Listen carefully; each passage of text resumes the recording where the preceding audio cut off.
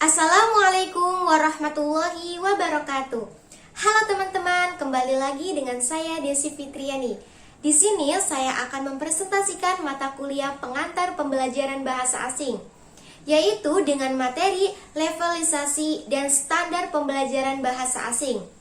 Nah teman-teman, jadi dalam levelisasi ini ada teori pembahasan yaitu CEFR. Apa sih yang dimaksud dengan CEFR? Mari kita simak video selanjutnya. Nah teman-teman, jadi CEFR adalah suatu cara untuk menggambarkan seberapa baik Anda berbicara dan memahami suatu bahasa asing. CEFR ini diakui secara luas di seluruh Eropa dan semakin umum di seluruh dunia.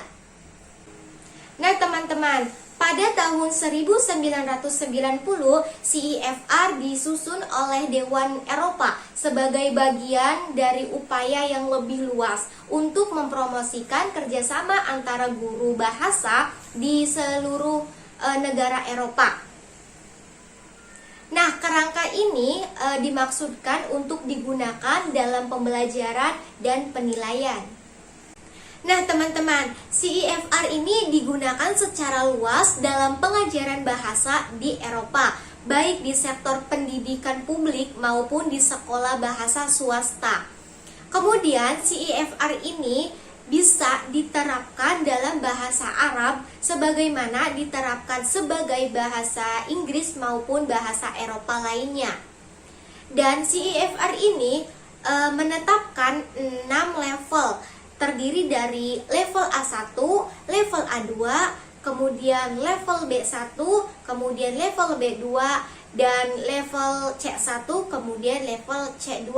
Kita akan mengupas satu persatu dari level tersebut beserta dengan standar pengajaran bahasa asing, terutama bahasa Arabnya. Kita masuk pada levelisasi dan standar pembelajaran CEFR bahasa Arab. Pada level A1 bahasa Arab cukup untuk interaksi yang sangat sederhana. Level A1 tidak akan cukup untuk tujuan akademis atau profesional lainnya.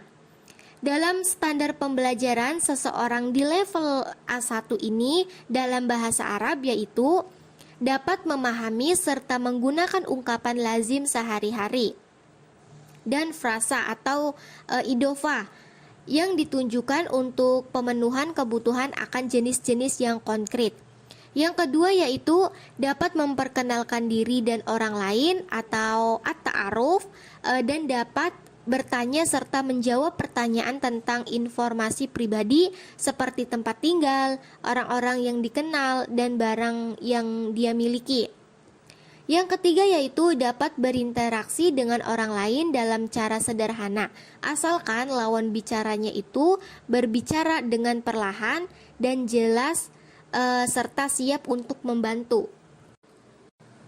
Nah, kalau standar pembelajaran dilihat dari kecakapan bahasa Arab pada level A1, yaitu seseorang baru bisa memperkenalkan diri secara sederhana, meliputi nama, asal, kewargaan, dan tempat tinggal sekarang dan mengucapkan salam atau sapaan yang umum dipakai.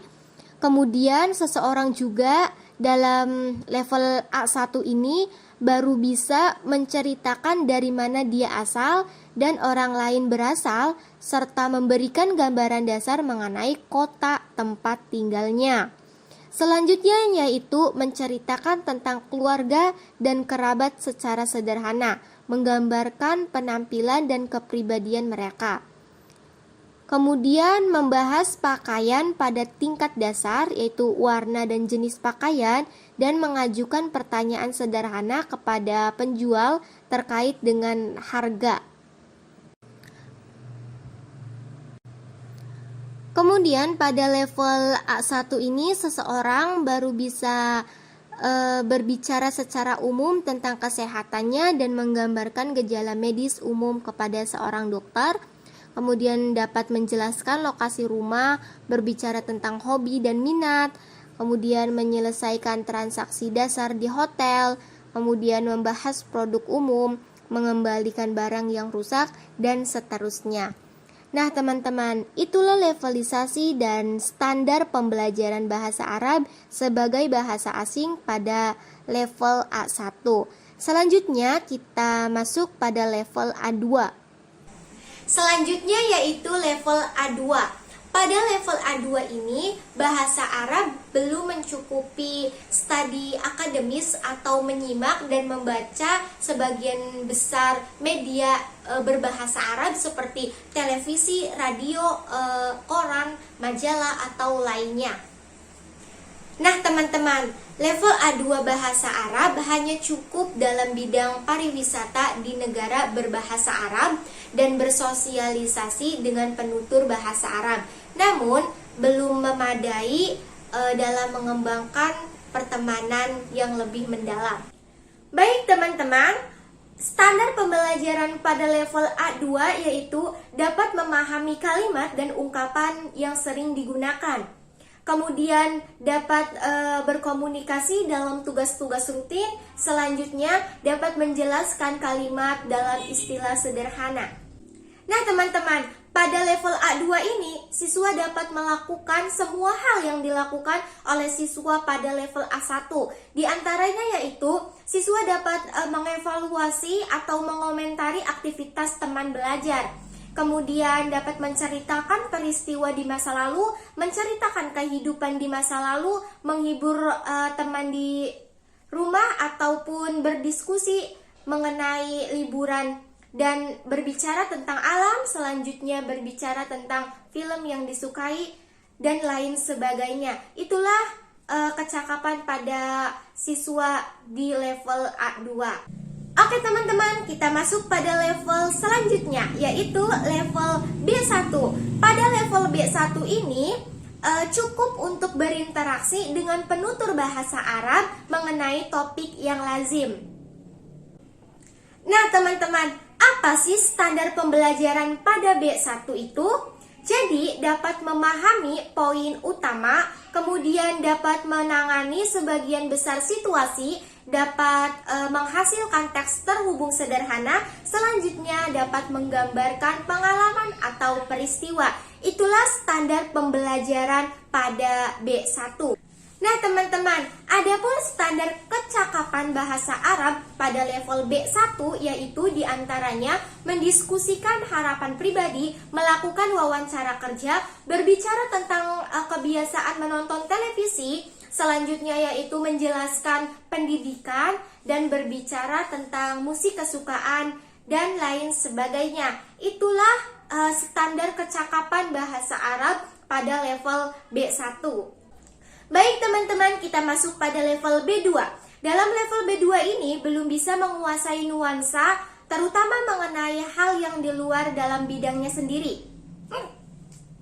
Baik teman-teman, standar pembelajaran pada level B2 yaitu dapat memahami gagasan utama dari teks yang rumit, kemudian dapat berinteraksi dengan tingkat kefasihan, dan dapat menghasilkan teks yang terperinci mengenai berbagai subjek. Itulah standar pembelajaran pada level B2. Baik teman-teman, pada level B2 semua siswa dapat melakukan semua hal yang dilakukan oleh siswa pada level B1. Di antaranya yaitu berpartisipasi dalam rapat di bidang keahlian, kemudian berbicara mengenai gaya hidup pribadi, berbicara mengenai keuangan pribadi, berdiskusi tentang kualitas kepemimpinan, mendiskusikan tentang kepolitikan, menjelaskan kependidikan, dan lain sebagainya. Baik teman-teman, kita masuk pada level C1. Dalam level C1 ini memungkinkan kemandirian penuh di negara berbagai bahasa Arab. Nah, standar pembelajaran pada level C1 diantaranya yaitu dapat memahami beragam teks yang lebih sulit dan lebih panjang. Kemudian dapat mengekspresikan gagasan dengan fasih dan spontan. Selanjutnya yaitu dapat menggunakan bahasa dengan fleksibel dan efektif.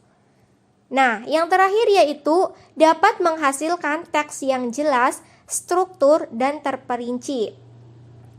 Seseorang siswa dapat pada level C1 ini dalam bahasa Arab akan dapat melakukan semua hal yang dilakukan siswa pada level B2. Di antaranya yaitu dapat berdiskusi secara terperinci mengenai keberhasilan, berbicara secara terperinci mengenai lukisan favorit, mendiskusikan masalah sosial. Selanjutnya, berpartisipasi dalam diskusi tentang pelestarian, berbicara tentang peristiwa dan isu-isu dalam berita, berbicara tentang resiko dalam hidup. Selanjutnya, membandingkan dan memperbedakan berbagai bentuk pendidikan. Yang selanjutnya yaitu berdiskusi tentang berbagai jenis humor dan lain sebagainya. Baik teman-teman, kita masuk pada level terakhir, yaitu level C2. Level C2 ini tingkat penutur asli, di mana standar pembelajaran pada level C2 yaitu dapat memahami dengan mudah hampir semua hal yang didengar atau dibaca. Kemudian dapat merangkum informasi dari berbagai sumber lisan atau tulisan. Selanjutnya dapat mengekspresikan dirinya secara spontan, sangat fasih dan akurat. Itulah standar pembelajaran pada level C2. Baik teman-teman, pada level C2 tersebut, siswa dapat melakukan semua hal yang dilakukan oleh siswa pada level C1. Di antaranya yaitu mendiskusikan masalah-masalah, berbicara tentang sosial dan kependidikan, berbicara tentang masalah stres dalam kehidupan, kemudian bisa menggunakan berbagai teknik dan mendiskusikan teknik penelitian dalam berbagai topik. Selanjutnya yaitu mendiskusikan tentang perencanaan keuangan. Itulah yang dilakukan oleh siswa pada level C2. Baik teman-teman, selanjutnya yaitu pengertian ACTFL. Nah, ACTFL ini merupakan gambaran dari apa yang seseorang bisa lakukan dengan bahasa untuk keterampilan berbicara, menulis, menyimak, dan membaca pada situasi nyata dalam konteks tanpa persiapan dan spontan. Untuk setiap keterampilan tersebut, pedoman ini mengidentifikasikan 5 tingkat utama kemahiran, di antaranya yaitu istimewa, kemudian unggul, selanjutnya mahir, madya, dan pemula. Tingkatan utama istimewa, unggul, mahir, madya, dan pemula tersebut dibagi lagi menjadi sublevel tinggi, menengah, dan rendah. Kita masuk pada keterampilan berbicara. Nah, pada keterampilan berbicara ini dibagi lagi menjadi sublevel, yaitu istimewa. Nah, pada istimewa ini mampu menggunakan bahasa dengan terampil dan tepat, efisiens dan efektif. Kemudian menghasilkan diskursus panjang yang sangat canggih dan sangat tersusun. Selanjutnya yaitu dapat berkomunikasi dengan tepat dan fasih agar dapat berpartisipasi secara penuh dan efektif dalam berbicara tentang berbagai topik dalam lingkungan formal dan non-formal dan informal, baik dari perspektif konkret maupun abstrak. Selanjutnya yaitu pada kemahiran. Nah, mahir ini terlibat dalam percakapan dengan perilaku partisipasif yang sangat jelas agar dapat mengkomunikasikan informasi pada topik-topik mengenai diri sendiri. Demikian pula dengan topik-topik kemasyarakatan, kepentingan nasional atau internasional. Nah, mahir tersebut terbagi lagi menjadi sublevel, yaitu mahir tinggi, mahir rendah, mahir menengah. Nah, mahir tinggi tersebut berbicara dapat menunjukkan kemampuan yang dikembangkan dengan baik untuk mengimbangi pemahaman yang tidak sempurna dari beberapa bentuk atau keterbatasan dalam kosakata dengan penggunaan strategi komunikasi. yang meyakinkan seperti parafrasa, bahasa yang terbelit-belit dan ilustrasi. Kemudian mahir menengah. Mahir menengah tersebut menunjukkan kemampuan untuk bernarasi dan menjelaskan dalam kerangka waktu utama dari waktu lampau, waktu sekarang, atau waktu yang akan datang dengan memberikan cerita lengkap dengan penguasaan aspek yang baik. Selanjutnya yaitu mahir rendah. Nah, pada mahir rendah tersebut mampu berbicara, mampu untuk menangani berbagai tugas komunikatif. Selanjutnya yaitu madya, mampu untuk menggunakan kembali materi yang sudah dipelajari agar dapat mengekspresikan makna pribadi. Selanjutnya yaitu madya ini terbagi lagi menjadi madya tinggi. Nah, madya tinggi tersebut mampu berkomunikasi dengan mudah dan percaya diri ketika berhadapan dengan tugas-tugas rutin dan situasi sosial pada tingkat madya tersebut. Selanjutnya yaitu madya rendah. Pada madya rendah tersebut mampu menangani dengan baik sejumlah tugas komunikatif tidak rumit yang terbatas dengan berkreasi melalui bahasa dalam situasi sosial yang sederhana. Selanjutnya yaitu subtitle sublevel pemula. Pada pemula ini ada pemula tinggi, yaitu mampu menangani berbagai tugas yang berkaitan dengan tingkat madya tetapi tidak dapat mempertahankan kinerjanya pada tingkat ini.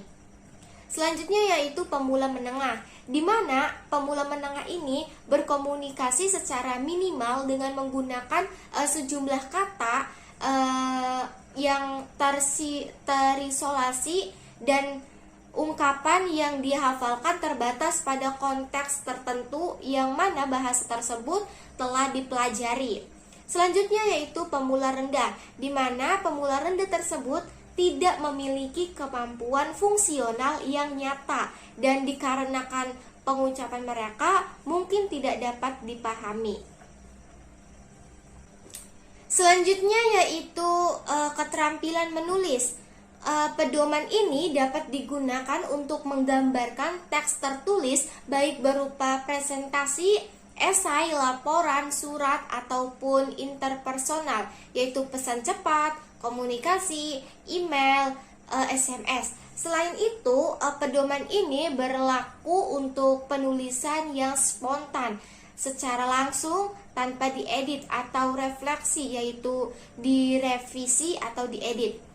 Nah, pada keterampilan menulis ini terbagi menjadi sublevel, yaitu level istimewa. Nah, level istimewa ini penulis dapat melaksanakan tugas-tugas menulis formal seperti surat menyurat resmi, makalah posisi, dan artikel jurnal. Selanjutnya yaitu para penulis ini dapat menggunakan diskursus persuasif dan hipotesis sebagai teknik representasi yang memungkinkan mereka untuk mempertahankan posisi yang tidak selalu posisi mereka sendiri.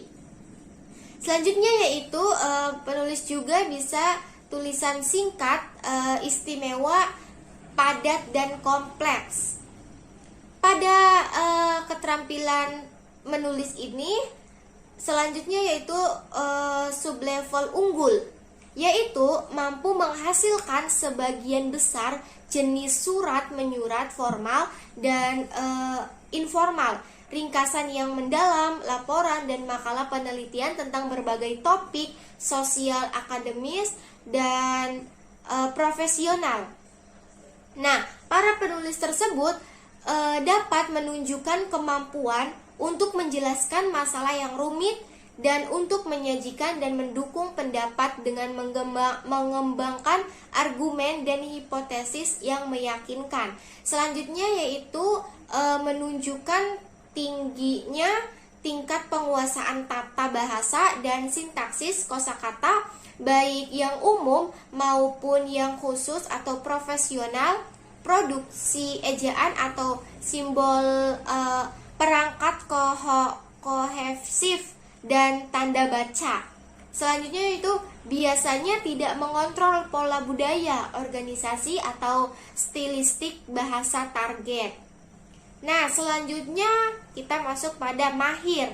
Mahir ini yaitu kemampuan untuk menulis rutin informasi dan beberapa surat menyurat informal, surat menyurat formal, begitu pula narasi, deskripsi dan ringkasan yang bersifat faktual. Kemudian dapat menceritakan dan menjelaskan dalam kerangka waktu utama dari waktu lampau, waktu sekarang, dan waktu yang akan datang, dengan menggunakan parafrase dan elaborasi untuk memberikan kejelasan. Nah, mahir tersebut terbagi lagi menjadi mahir tinggi, di mana mahir tinggi itu dapat menulis mengenai berbagai topik dengan kesaksamaan dan detail yang signifikan. Selanjutnya yaitu ada mahir menengah. Nah, mahir menengah tersebut mampu memenuhi serangkaian tugas atau kebutuhan menulis akademis. Selanjutnya yaitu tulisan ini menggabungkan ciri susunan yang baik dari bahasa target maupun bahasa pertama penulis, dan terkadang dapat menyerupai diskursus lisan. Selanjutnya ada mahir rendah. Pada mahir rendah tersebut mampu memenuhi tugas dasar atau kebutuhan menulis akademik. Tulisan mereka juga dipahami oleh penutur asli yang tidak terbiasa dengan tulisan dari bukan penutur asli, meskipun beberapa upaya tambahan mungkin diperlukan dalam membaca teks tersebut. Nah, pada keterampilan ini ada level madya. Level madya tersebut kemampuan untuk memenuhi kebutuhan menulis praktis, seperti pesan dan surat, permintaan informasi, dan catatan sederhana. Nah, madya tersebut dapat terbagi lagi menjadi madya tinggi, di mana madya tinggi tersebut mampu memenuhi semua kebutuhan manusia praktis pada tingkat madya tersebut. Madya menengah. Selanjutnya madya menengah mampu memenuhi sejumlah kebutuhan menulis praktis. Nah, selanjutnya lagi yaitu ada madya rendah, di mana madya rendah tersebut dapat memenuhi kebutuhan menulis praktis terbatas. Pada keterampilan tersebut ada level pemula, di mana pemula ini kemampuan untuk menghasilkan daftar dan catatan, terutama dengan menuliskan kata-kata dan ungkapan-ungkapan. Pemula juga terbagi menjadi pemula tinggi, di mana mampu memenuhi kebutuhan menulis dasar yang terbatas dengan menggunakan daftar, pesan singkat, kartu pos, dan catatan sederhana. Kemudian pemula menengah. Pemula menengah tersebut dapat memproduksikan dari memori sejumlah kecil kata dan ungkapan dalam konteks. Kemudian pemula rendah. Pemula rendah tersebut mampu untuk menyalin atau mencatat kata-kata atau ungkapan yang dikenal membentuk huruf dalam sistem abjad, dan menyalin atau menghasilkan coretan-coretan dasar yang terisolasi dalam bahasa yang menggunakan daftar suku, kata, atau karakter. Selanjutnya yaitu ada keterampilan menyimak. Nah, keterampilan menyimak tersebut merupakan keterampilan interpretatif. Nah, pedoman ini diterapkan untuk menyimak baik yang interpretatif atau non-pretatif, mendengar saja, atau juga bisa interpersonal, yaitu partisipasif. Nah, dalam keterampilan menyimak tersebut terbagi menjadi sublevel, di antaranya yaitu istimewa. Pada istimewa ini, penyimak dapat memahami banyak macam bentuk, gaya, dan ragam bahasa tentang topik yang sangat khusus dalam bahasa yang disesuaikan dengan khalayak yang berbeda. Penyimak juga tingkat istimewa ini dapat memahami pembicaraan yang dapat sangat abstrak, sangat teknis, atau keduanya. Selanjutnya, pembicara yang seringkali berisi kosakata frekuensi rendah dan struktur retoris rumit yang sangat saksama. Penyimak juga memahami diskursus lisan yang panjang dan padat, rumit secara struktural, kayak referensi budaya idiomatik dan gaya bahasa yang sehari-hari. Pada keterampilan tersebut ada level unggul. Nah, pada level unggul ini penyimak mampu memahami pembicaraan dalam dialek standar pada kerangka topik yang dikenal dan kurang dikenal. Kemudian memahami pembicara yang biasanya menggunakan kosakata khusus dan struktur tata bahasa kompleks yang tepat. Selanjutnya yaitu mahir. Pada mahir dapat memahami ide utama dari sebagian besar detail penduduk dalam diskursus yang terkait pada berbagai topik umum seperti berita, penjelasan, instruksi, anekdot atau deskripsi perjalanan atau diskusi perjalanan. Nah, kemudian yaitu memahami pembicaraan yang otentik dan yang terkait, memahami bahasa pada serangkaian topik umum. Mahir tersebut terbagi lagi menjadi mahir tinggi, mampu memahami dengan mudah dan percaya diri teks naratif dan deskriptif konvensional sepanjang apapun serta materi faktual yang kompleks seperti ringkasan atau laporan. Mampu mengenali kesimpulan yang dimaksud oleh pembicara. Kemudian menyimak ini ada mahir menengah. Mahir menengah tersebut mampu memahami teks naratif dan deskriptif konvensional seperti pengembangan deskripsi orang, tempat, dan benda serta narasi tentang peristiwa pada waktu lampau, waktu sekarang, atau waktu yang akan datang. Kemudian ada mahir rendah. Pada mahir rendah tersebut yaitu penyimak ini mampu memahami teks naratif dan deskriptif pendek konvensional dengan struktur dasar yang jelas dan meskipun pemahaman mereka mungkin tidak konsisten. Pada keterampilan tersebut ada level madya, di mana penyimak bisa mengerti informasi yang disampaikan dalam pembicaraan yang panjangnya sekalimat yang sederhana dalam topik yang dikenal. Kemudian penyimak juga mampu memahami berbicara yang memberikan informasi dasar. Selanjutnya penyimak juga paling akurat dalam pemahaman mereka ketika mendapatkan makna dari pembicara sederhana dan mudah. Nah, pada madya tersebut terbagi lagi menjadi madya tinggi, di mana mampu mengerti dengan mudah dan percaya diri pembicara yang panjangnya sekalimat yang sederhana dalam konteks pribadi dan sosial dasar. Madya tinggi, sekarang madya menengah, yaitu mampu mengerti pembicaraan yang panjangnya sekalimat yang sederhana, satu ucapan pada waktu yang bersamaan dalam berbagai konteks pribadi atau sosial dasar. Kemudian madya rendah, di mana mampu memahami beberapa informasi dari pembicaraan yang panjangnya sekalimat, satu ujaran pada waktu bersamaan dengan konteks pribadi dan sosial dasar meskipun pemahamannya sangat konsisten.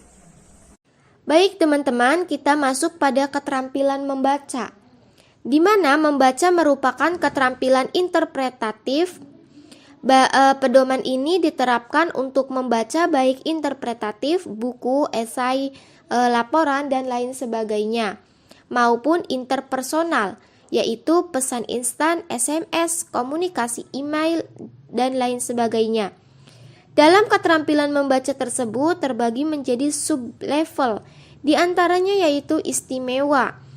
Dalam level istimewa tersebut, pembaca dapat memahami berbagai teks dari berbagai genre termasuk profesional, teknis, akademik, dan sastra.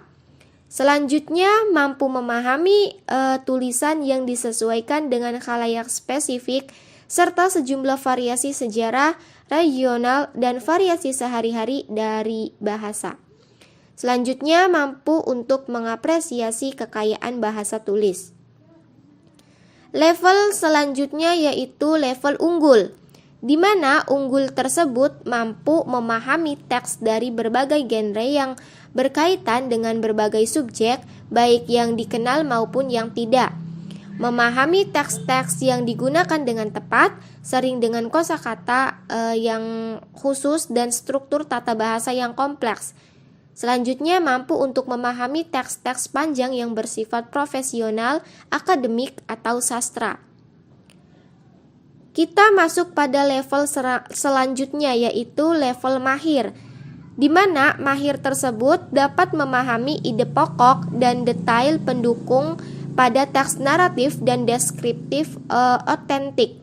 Mampu untuk memahami teks yang memiliki struktur yang jelas dan yang dapat diduga. Mahir tersebut terbagi lagi menjadi mahir tinggi, mahir menengah, dan mahir rendah.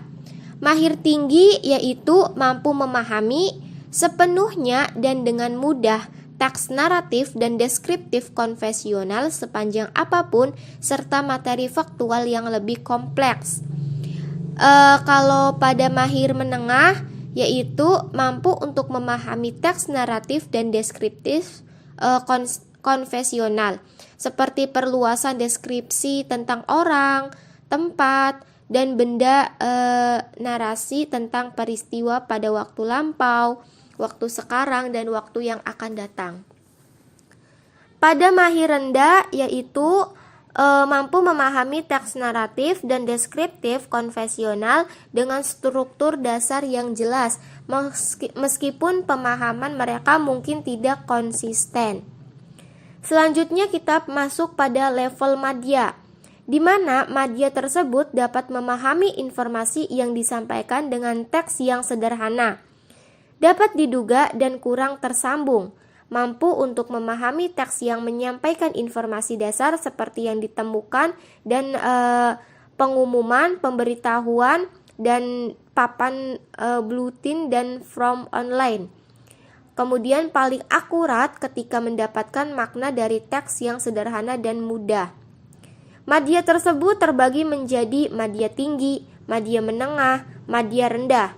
Pada madya tinggi yaitu mampu memahami sepenuhnya dan dengan mudah teks pendek yang tidak kompleks yang menyampaikan informasi dasar dan terkait dengan topik pribadi dan sosial di mana pembaca mempunyai pengetahuan atau ketertarikan pribadi. Selanjutnya yaitu madya menengah, di mana mampu untuk memahami teks pendek yang tidak rumit, yang menyampaikan informasi dasar dan terkait dengan topik pribadi dan sosial di mana pembaca punya pengetahuan atau ketertarikan pribadi, meskipun mungkin terjadi beberapa kesalahpahaman. Selanjutnya yaitu madya rendah, di mana pembaca tersebut mampu memahami beberapa informasi dari teks-teks terkait yang sangat sederhana yang berkaitan dengan sejumlah kebutuhan pribadi dan sosial yang terbatas, meskipun mungkin sering ada kesalahpahaman. Selanjutnya yaitu level pemula, yaitu mampu memahami kata-kata kunci dan kata seasal serta ungkapan rumus yang sangat dikontekstualisasikan. Kemudian bisa mendapatkan sejumlah informasi yang terbatas dari teks-teks yang sangat mudah digunakan di mana topik atau konteksnya sangat dikenal, seperti tagihan hotel, tanda terima kasih kartu kredit, atau peta cuaca. Nah, pembaca tersebut mampu memahami teks dengan sangat baik ketika mereka dapat mengantisipasi informasi pada teks tersebut. Pemula ini terbagi menjadi pemula tinggi, di mana pemula tinggi yaitu pembaca mampu memahami sepenuhnya dan dengan relatif mudah kata-kata kunci dan kata seasal, serta ungkapan rumusan di seluruh rangkaian teks yang sangat dikontekstualisasikan. Selanjutnya yaitu pemula menengah, di mana pembaca mampu mengenali huruf atau simbol, abjad atau sistem penulisan, suku kata, atau sejumlah karakter terbatas pada bahasa yang berdasarkan karakter. Selanjutnya yaitu pemula rendah, di mana pembaca mampu untuk mengenali sejumlah huruf, simbol, atau karakter secara terbatas. Sekian dari saya, kurang lebihnya mohon maaf. Wabillahi taufiq wal hidayah. Wassalamualaikum warahmatullahi wabarakatuh.